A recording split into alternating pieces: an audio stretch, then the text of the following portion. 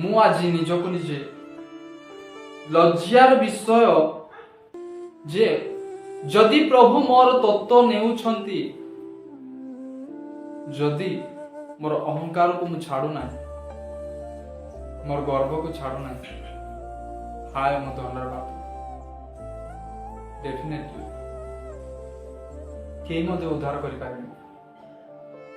ମୁଁ କହିଲି ନା ଯେ ଆପଣ ମାନଙ୍କୁ ନର୍କ ନେବା ପାଇଁ ଯଥେଷ୍ଟ ଅହଙ୍କାରର ସେତିକି ଶକ୍ତି ଅଛି।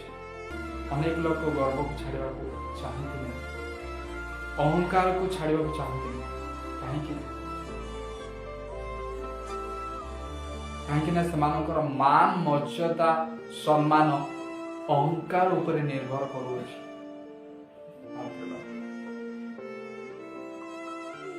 ଗର୍ବ ଉପରେ ନିର୍ଭର କରି ସାରିଲାଣି। ମନୁଷ୍ୟ ଜାଣୁନି ଯେ ମୋର ମର୍ଯ୍ୟାଦା, ମୋର ସମ୍ମାନ, ମୋର ଯାହା କିଛି ଅଛି ଗର୍ବ ଉପରେ ନିର୍ଭର କରି ସାରିଲାଣି। ଏହା ମତେ ଜଣା ନାହିଁ, ମତେ ଜଣା ବି ପଡୁନାହିଁ। ତେଣୁକରି ଲୋକମାନେ ବିନଷ୍ଟ ହଉଛନ୍ତି। ଅନେକ ଲୋକମାନେ ବ୍ୟଭିଚାର କରୁନାହାନ୍ତି, ବହୁତ ଭଲ ବିଷୟ। ଅନେକ ଲୋକମାନେ ଚୋରି କରୁନାହାନ୍ତି, ବହୁତ ବଢିଆ।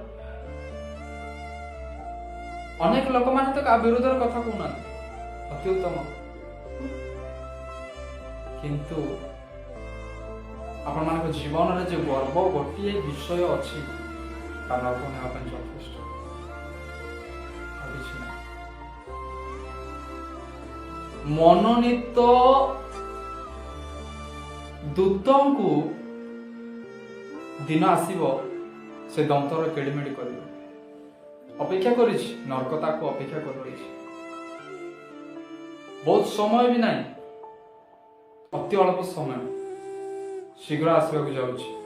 ବହୁତ ଭୟଙ୍କର ବିଷୟ, ବହୁତ ଭୟଙ୍କର ଦିନ ମାଡ଼ି ଆସୁଅଛି। ଯେଉଁମାନେ ପ୍ରସ୍ତୁତ ହେବେ ସେମାନେ ନିଶ୍ଚିତ ଭାବରେ ସ୍ୱର୍ଗକୁ ଯିବେ। ଯେଉଁମାନେ ପ୍ରସ୍ତୁତ ନାହାନ୍ତି, ଆପଣମାନଙ୍କୁ ସ୍ୱାଗତ କରୁଅଛି ନର୍କ। ହସି ହସି ଚାଲିଯାଆନ୍ତୁ। ଆଜି ଯେଉଁମାନେ ଦୁଃଖରେ ଜୀବନ କାଟୁଛନ୍ତି ପ୍ରଭୁଙ୍କ ପାଇଁ, ଦିନ ସେମାନଙ୍କ ପାଇଁ ଅଛି ଯେ ସେମାନେ ହସି ହସି ସ୍ୱର୍ଗରେ ପ୍ରବେଶ କରିବେ। ଆଉ ଯେଉଁମାନେ ହସି ହସି ଆଜି ବାକ୍ୟକୁ ତୁଚ୍ଛ କରୁଛନ୍ତି, ଦିନ ଆସିବେ ସେମାନଙ୍କ ପାଇଁ ଯିଏ କାନ୍ଦି କାନ୍ଦି ନର୍କକୁ ଯିବେ। ତେଣୁ ଦିନ, ସମୟ, ବର୍ଷ ଅଛି ବୋଲି ଭାବନ୍ତୁ ନାହିଁ। ତାହା ଆପଣମାନଙ୍କର ଭୁଲ ଧାରଣା, ଭୁଲ ଅଟେ। ଦିନ, କାଳ, ମାସ, ବର୍ଷ ଆଉ ନାହିଁ, ସମୟ ନାହିଁ। ଆଉ ଫେରି ଆସନ୍ତୁ, ବଞ୍ଚିବେ। ନହେଲେ ଆପଣମାନଙ୍କ ପାଇଁ ନର୍କ ଅପେକ୍ଷା କରି ରହିଅଛି, ଯେ ଆପଣମାନେ କେତେବେଳେ ଯିବେ। ଦନ୍ତର କିଳିମିଳି ହବ। ଶେଷରେ କେତେ ପ୍ରାର୍ଥନା କଲେ ମଧ୍ୟ ନର୍କରୁ ଉଦ୍ଧାର କିଏ ମଧ୍ୟ କରିବେନି, ପରମେଶ୍ୱର ମଧ୍ୟ କରିବେନି। କାହିଁକି ନା ନର୍କର ଲୋକ ସ୍ୱର୍ଗକୁ ଯାଇପାରିବନି, ସ୍ୱର୍ଗର ଲୋକ ନର୍କକୁ ଯାଇପାରିବନି। ଆପଣମାନଙ୍କୁ ନିବେଦନ କରେ ଯେ ସମୟ ଅଛି, ନଷ୍ଟ କରନ୍ତୁ ନା।